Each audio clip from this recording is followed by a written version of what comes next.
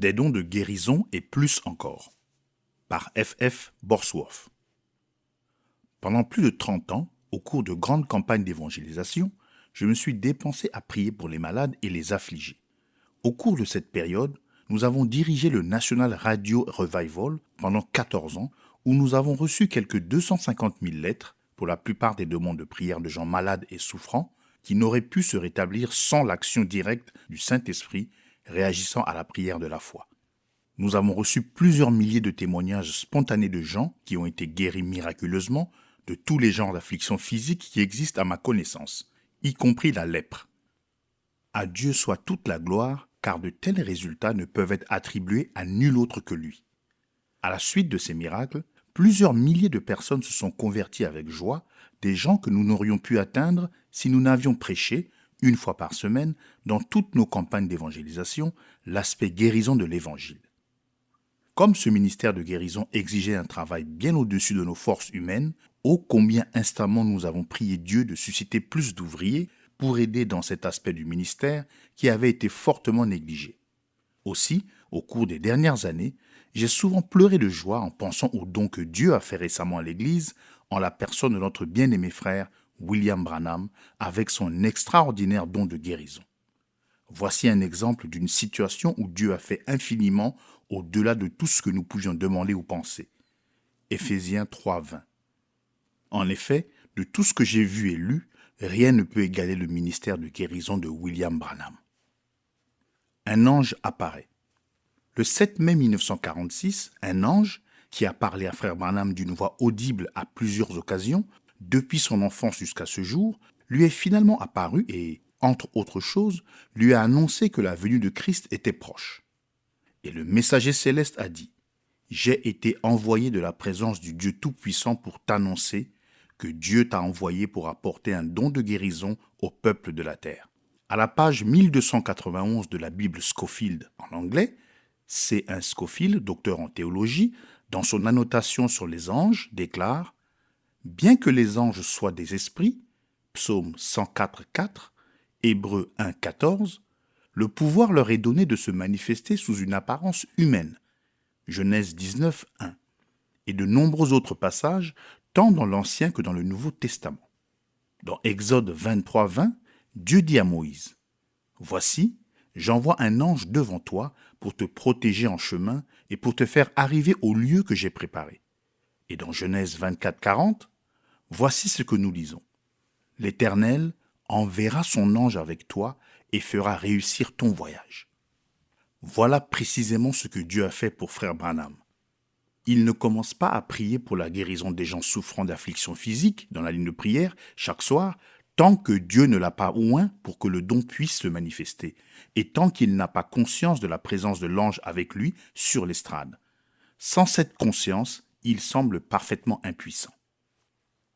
2 signes lui sont donnés. Maintenant, remarquez que non seulement Dieu a envoyé un ange pour accompagner Moïse, mais il a aussi donné à celui-ci 2 miracles parfaits qui allaient servir de signes et de preuves pour les gens, démontrant que Dieu lui était apparu et qu'il lui avait donné la commission d'être, sous la conduite divine, leur libérateur. Exode 4, 1 à 31. Le premier signe, ce fut le bâton de Moïse qui devint un serpent, et le deuxième signe, ce fut de mettre sa main dans son sein et que celle-ci se couvre de lèpre, blanche comme la neige, etc. Dieu dit à Moïse : « S'ils ne te croient pas et n'écoutent pas la voix du premier signe, ils croiront à la voix du dernier signe. » Exode 4:8. Aux 3 derniers versets de ce même chapitre, nous lisons que lorsque ces signes furent exécutés aux yeux du peuple, le peuple crut, et ils s'inclinèrent et se prosternèrent. De même, Dieu, en plus d'envoyer un ange pour accompagner frère Branham et le faire réussir, il a aussi donné à celui-ci 2 signes absolument miraculeux qui ont servi à faire grandir la foi des milliers de gens humainement incurables jusqu'au niveau où le don de guérison pouvait entrer en action. Diagnostic surnaturel. Le premier signe, lorsque l'ange est apparu à frère Branham, il lui a dit de quelle manière il serait capable de détecter et de diagnostiquer toutes les maladies et toutes les afflictions. Pendant que le don était en action, en prenant la main droite du patient, il allait sentir différentes vibrations ou pulsations physiques qui lui indiqueraient les différents maux dont souffrait chaque patient. Les maladies microbiennes qui indiquent la présence et l'action d'un esprit d'affliction oppressant, acte 10-38, peuvent être senties de façon très nette. Quand l'esprit d'affliction entre en contact avec le don, la perturbation physique est telle qu'elle devient visible sur la main de frère Branham et elle est si réelle que sa montre s'arrête aussitôt. L'effet produit sur frère Branham est celui qu'on ressent quand on saisit un fil électrique parcouru par un courant trop élevé. Quand l'esprit oppressant a été chassé au nom de Jésus, on peut voir la main rouge et enflée de frère Branham redevenir normale. Si l'affliction n'est pas une maladie microbienne, alors Dieu, par l'esprit, révèle toujours à frère Branham la nature de l'affliction. Généralement, le premier signe suffira pour faire grandir la foi de l'individu jusqu'au niveau de la guérison. Sinon, le deuxième signe le fera. Un voyant. Le deuxième signe. L'ange lui a dit que l'onction lui permettrait de voir et de relater aux personnes souffrantes de nombreux événements de leur vie depuis leur enfance. Frère Branham va même jusqu'à dire à certaines personnes quelles étaient leurs pensées alors qu'elles venaient sur l'estrade ou avant qu'elles viennent à la réunion. Dernièrement, je l'ai entendu dire à une mère qui amenait sa petite fille « Madame, votre enfant est sourde et muette de naissance. Dès que vous avez découvert qu'elle n'entendait pas, vous l'avez amenée chez le médecin. » Ensuite, frère Branham a répété à la mère exactement ce que le médecin avait dit. La mère a dit « C'est tout à fait exact. » L'auditoire nombreux entend toutes ces paroles transmises par le système de sonorisation. Frère Branham voit la scène se dérouler devant lui, puis, éloignant le microphone pour que l'auditoire ne l'entende pas, il signale au patient tout péché dans sa vie qu'il n'aurait pas confessé ou abandonné et qui doit être délaissé avant que le don puisse entrer en action afin de produire la délivrance. Dès que ces personnes admettent que c'est la vérité et promettent d'abandonner le ou les péchés qui ont été révélés de cette manière, alors leur guérison se produit souvent instantanément, avant même que frère Branham ait eu le temps de prier. L'exactitude des déclarations de l'ange est confirmée tous les soirs au cours des réunions Branham sous les yeux de milliers de personnes. Ainsi, chaque soir, les auditoires nombreux sont maintes et maintes fois les témoins de 3 types différents de miracles. Les 2 premiers ne guérissent pas les gens qui souffrent, mais ne servent que de signes visant à faire grandir la foi des affligés jusqu'au niveau où le don de guérison entre en action afin de produire leur délivrance. Bien entendu, ces 2 signes miraculeux ne sont possibles que lorsque l'onction du Saint-Esprit est sur frère Branham dans ce but. Plus que des dons de guérison. Au cours de l'âge de l'Église, sans doute qu'il s'est déjà trouvé ici et là quelques chrétiens et qu'il s'en trouve encore quelques-uns à l'heure actuelle qui ont été revêtus du don de guérison, figurant parmi les 9 dons spirituels du chapitre 12 de 1 Corinthiens, chacun de ces dons étant défini comme étant la manifestation de l'Esprit, 1 Corinthiens 12, 7 à 11. Il devrait se trouver dans toutes les églises des laïcs ainsi revêtus. Or, frère Branham est un canal où coule plus qu'un simple don de guérison. Il est aussi un voyant, comme l'étaient les prophètes de l'Ancien Testament. Il voit les événements avant qu'ils se produisent. Je lui ai demandé, « Qu'entendez-vous par là? Comment les voyez-vous » Il a répondu, « Exactement comme je vous vois, seulement je sais qu'il s'agit d'une vision. » Tout aussi clairement qu'on peut voir des choses matérielles autour de soi, frère Branham, pendant qu'il est en prière au cours de la journée, voit en vision quelques-uns des principaux miracles avant qu'ils se produisent. Il voit certaines personnes entrer, transportées sur des civières d'ambulance ou assises dans des fauteuils roulants, et il peut décrire leur apparence, comme elles sont vêtues, etc. Au moment où ces miracles lui sont montrés à l'avance, il perd généralement conscience des choses qui se passent autour de lui. Il y a plus de 6 ans qu'il a reçu le don, et pas une seule fois ces révélations n'ont produit autre chose que des miracles parfaits tels qu'il les avait vus en vision.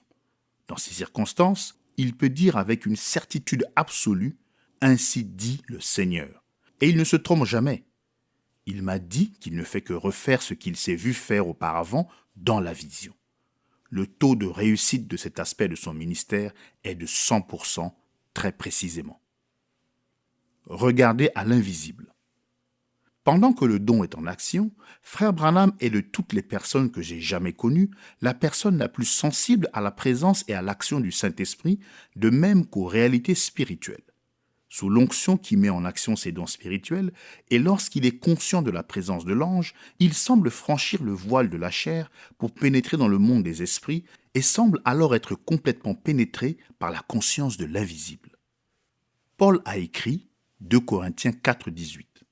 Nous regardons non point aux choses visibles, mais à celles qui sont invisibles, car les choses visibles sont passagères et les invisibles sont éternelles. Ces paroles de Paul indiquent que nous vivons actuellement dans deux mondes à la fois, le monde des sens et le monde des esprits. Le monde des esprits entoure, enveloppe et pénètre le monde des sens. Les deux mondes occupent le même espace en même temps.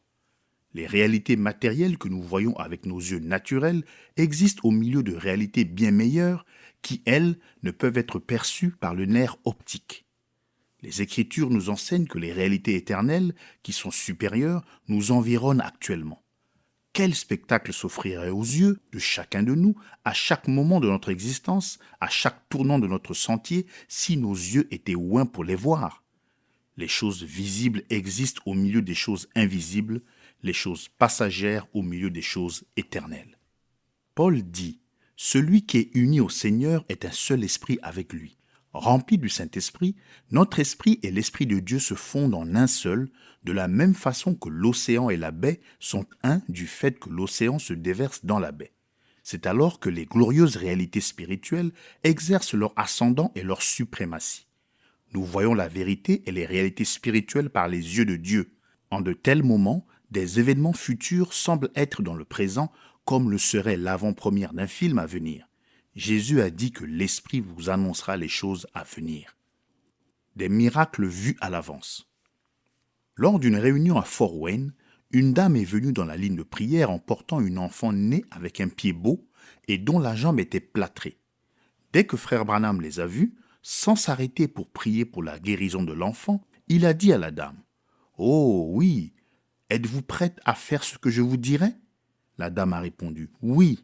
Alors il lui a dit « Rentrez à la maison et enlevez ce plâtre, et quand vous reviendrez demain soir, amenez l'enfant et elle aura un pied parfait. » Le microphone porta ces paroles vers tous les gens qui formaient le nombreux auditoire. Il fallut plus d'une heure ce soir-là pour enlever le plâtre. Le lendemain soir, quand la dame a amené l'enfant, celle-ci avait un pied parfait, elle portait une paire de petites chaussures blanches, toutes neuves, et elle marchait. Le médecin a radiographié le pied et a constaté qu'il était en parfait état. Le lendemain, j'ai demandé à frère Branham pourquoi il avait fait passer la dame et l'enfant dans la ligne de prière sans prier pour la guérison de l'enfant. Il a répondu « Ce n'était pas nécessaire, car l'après-midi, j'avais vu en vision cet enfant guéri. » Cet article deviendrait trop long si je faisais le récit de nombreux autres cas qui, racontés en détail, sont encore plus merveilleux que celui-ci. Cet aspect de son ministère à lui seul donnerait matière à tout un livre. Au chapitre 5 de Jean, Jésus dit « Mon Père agit jusqu'à présent, moi aussi j'agis. Le Fils ne peut rien faire de lui-même, il ne fait que ce qu'il voit faire au Père, et tout ce que le Père fait, le Fils aussi le fait pareillement, car le Père aime le Fils et lui montre tout ce qu'il fait. » Qu'est-ce que Jésus voulait dire? Évidemment, Jésus était un voyant comme l'étaient les prophètes de l'Ancien Testament. Il voyait ces miracles avant qu'ils se produisent. Il avait vu l'homme qui était infirme depuis 38 ans, qui ne pouvait descendre dans la piscine au moment où l'ange descendait agiter l'eau. Jésus s'est approché de lui et lui a dit « Prends ton lit et marche ». Jésus avait vu Lazare ressusciter des morts avant qu'il accomplisse le miracle. Il a dit à Nathanaël « Avant que Philippe t'appelle, quand tu étais sous le figuier, je t'ai vu. » Jean 1, 48. Sans avoir été là, il avait vu où l'ânon était attaché. Il a dit à 2 de ses disciples « Allez à la ville, vous rencontrerez un homme portant une cruche d'eau, suivez-le. » Marc 14, 12 à 16. Et le Christ qui habite à l'intérieur de l'homme perpétue maintenant ses œuvres par l'intermédiaire de celui-ci, selon sa promesse pour cet âge. Celui qui croit en moi fera aussi les œuvres que je fais, parce que je m'en vais au Père, et tout ce que vous demanderez en mon nom, je le ferai, afin que le Père soit glorifié dans le Fils. Jean 14, 12 et 13.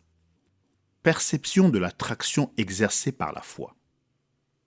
Dans le cas de la femme qui a touché le bord du vêtement de Jésus et a été guérie, Jésus a dit J'ai connu qu'une force était sortie de moi.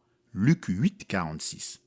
Nous lisons dans Marc 6, 55 et 56 que quand la chose s'est sue, en quelque lieu qu'il arrive, dans les villages, dans les villes ou dans les campagnes, on mettait les malades sur les places publiques et on le priait de leur permettre seulement de toucher le bord de son vêtement. Et tous ceux qui le touchaient étaient guéris. Que Dieu soit remercié de ce que cette même force coule encore du Christ qui habite à l'intérieur pour se déverser dans les corps des malades et des affligés, et ceux-ci sont guéris. Les deux signes miraculeux que Dieu manifeste à travers Frère Branham afin de faire grandir jusqu'au niveau requis la foi des gens qui sont dans la ligne de prière, sont également donnés afin de faire grandir jusqu'au même niveau la foi des affligés qui sont dans l'auditoire. Cette foi va puiser la même force dans le Christ qui habite à l'intérieur et qui met le don en action, et c'est elle qui va guérir ceux qui sont assis dans l'auditoire. Que ce soit vos maladies à vous qui aient été diagnostiquées de façon surnaturelle ou bien celles des personnes qui sont dans la ligne de prière, peu importe. Ce sont les mêmes signes et ils produisent le même effet sur ceux qui sont assis dans l'auditoire. Pourquoi faudrait-il répéter les signes pour chaque individu puisqu'il les a déjà vus ? Moïse n'a pas répété ces deux signes pour chaque Israélite individuellement. 1000 personnes peuvent être témoins de cette démonstration et être toutes amenées à croire en même temps. Quand, quelque part dans le grand auditoire, la foi atteint le niveau requis, elle tire sur la force du Christ qui habite à l'intérieur et qui met le don en action, et ceci ne peut se produire sans que Frère Branham le sache. Il le sent aussi distinctement que vous le sentiriez si je tirais sur votre veste, et il sait de quelle direction cela provient. Et il va même désigner du doigt l'individu dont la foi touche Christ. Un jour, au cours des réunions de Louisville, pendant qu'il priait pour les malades sur l'estrade, il sentit une traction continue de la foi en provenance de l'auditoire, et dès que cette traction eut cessé, il pointa son doigt dans la direction d'où c'était venu, et il dit « Une dame là-bas vient d'être guérie d'un cancer. » Et c'était exact. Au moment où il lisait l'écriture devant un autre auditoire, il s'arrêta et pointa son doigt vers un homme qu'il n'avait jamais vu auparavant, et il lui dit « Frère, votre foi vient tout juste d'opérer la guérison du cancer qui suppurait entre votre genou et votre cheville. » Le cancer sécha instantanément. Pendant une réunion à Flint, alors qu'il priait pour les gens qui étaient dans la ligne de prière, il s'arrêta et pointa son doigt vers le deuxième balcon à sa droite, en disant « Je viens d'avoir une vision d'une dame vêtue d'un tailleur bleu et d'un corsage rayé. Elle vient d'être guérie d'un cancer. » Cette femme se leva d'un bond et dit avec beaucoup de joie « Je suis la dame en question. » Sa foi fit pour elle au deuxième balcon ce que la foi faisait pour ceux qui se trouvaient sur l'estrade. Une jeune fille qui louchait de naissance et qui suivait l'enseignement de l'Institut biblique de Fort Wayne au moment des réunions là-bas, dit à Madame Bosworth qui était à l'arrière, au stand de librairie « Je ne vois vraiment pas comment je pourrais entrer dans cette ligne de prière, il y a tellement de monde. » Madame Bosworth lui dit « Ce ne sera pas nécessaire. Vous n'avez qu'à vous asseoir ici et à demander à Dieu de faire grandir votre foi jusqu'au niveau requis pour la guérison, et vous tirerez alors du don la force de guérison. » C'est ce qu'elle fit, et pendant le service, Frère Branham s'arrêta, pointa son doigt vers elle et dit « Une jeune fille, tout au fond là-bas, vient d'être guérie de strabisme. Depuis ce moment-là, ses yeux sont bien droits. » Une jeune femme fut transportée à la Réunion sur une civière. Elle se mourait de la leucémie. Aussi bien à la clinique Johns Hopkins qu'à la clinique Mayo, on lui avait dit que tout ce qui était possible avait été fait et qu'il n'y avait plus d'espoir. Son esprit avait commencé à lâcher. Je suis descendu discrètement de l'estrade, je me suis approché de sa civière et je lui ai dit de prier que Dieu fasse grandir sa foi jusqu'au niveau requis pour la guérison et que cela aurait pour effet soit de mettre le don en action, soit d'attirer Frère Branham vers elle. J'ai vu ses lèvres bouger pendant qu'elle priait. Tout à coup, Frère Branham a senti cette traction de la foi, il est descendu brusquement de l'estrade, il est allé vers sa civière, a prié pour cette jeune femme et lui a dit « Au nom de Jésus, levez-vous de votre civière, recevez la force divine et soyez rétablis. » Elle a obéi et les mains levées, avec des larmes de joie et d'adoration coulant sur ses joues, elle a marché de long en large devant tous les gens et dans les allées. Plus tard, sa sœur m'a dit « Ma sœur se porte à merveille. » À Dallas, Texas, dans la grande salle Fair Park, un soir que la fosse d'orchestre était remplie de gens sur des brancards et dans des fauteuils roulants, alors que frère Branham était occupé à prier pour ceux qui se trouvaient dans la ligne de guérison, il sentait constamment cette traction de la foi venant de sa droite, puis cela s'arrêta. Quand il eut terminé avec les gens, il désigna du doigt un homme sur une civière dans la fosse d'orchestre et lui dit « Monsieur, levez-vous, cela fait près de 5 minutes que vous êtes guéri. » Il se leva en louant Dieu. Sa femme s'approcha de lui et ils s'étreignirent en pleurant de joie. On l'avait amené mourant de Chicago, les poumons rongés par un cancer.